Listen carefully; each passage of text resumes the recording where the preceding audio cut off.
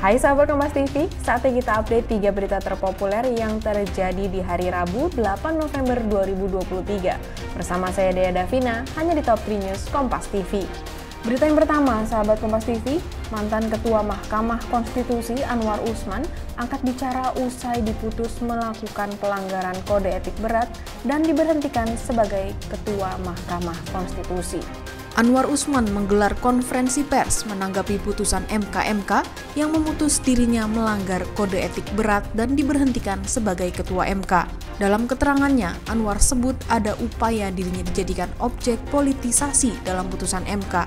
Selain itu, ia sebut ada skenario untuk membunuh karakternya. Sesungguhnya saya mengetahui dan telah mendapatkan kabar bahwa upaya untuk melakukan politisasi dan menjadikan saya sebagai objek di dalam berbagai putusan Mahkamah Konstitusi dan putusan Mahkamah Konstitusi terakhir maupun tentang rencana pembentukan Majelis Kehormatan MK telah saya dengar sebelum Mahkamah Konstitusi MK terbentuk.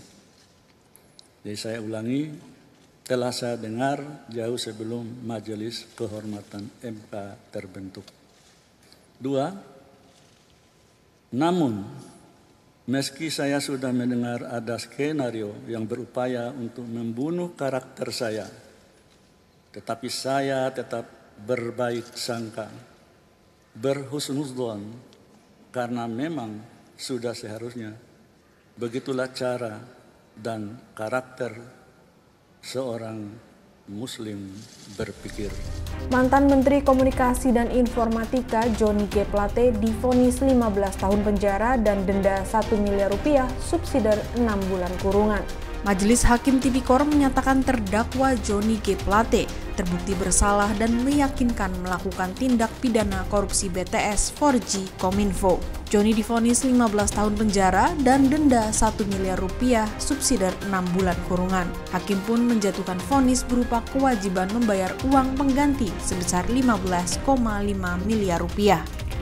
Menyatakan terdakwa Johnny Gerard Plate telah terbukti secara sah dan meyakinkan bersalah melakukan tindak pidana korupsi secara bersama-sama sebagaimana dalam dakwaan primer penuntut umum.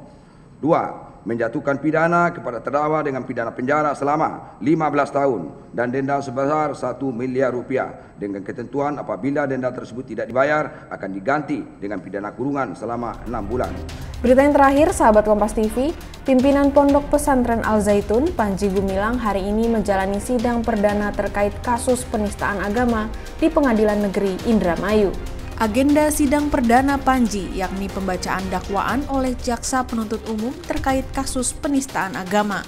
Sebelum sidang selesai, kuasa hukum Panji Gumilang mengajukan penangguhan penahanan terhadap kliennya. Alasannya kondisi kesehatan atas keluhan tangan Panji Gumilang yang patah. Tadi disampaikan penangguhan penahanan karena pertimbangan kondisi kesehatan yang hari ini sudah harus ada pemeriksaan, kemudian ada keluhan tangan yang patahnya itu belum sembuh total. Ya. Itu dia tadi 3 berita terpopuler yang terjadi hari ini. Sekarang saatnya saya, Dea Davina, pamit undur diri. Tapi jangan lupa untuk like, komen, dan juga share video ini ya. Sampai ketemu lagi di Top 3 News selanjutnya. Dadah!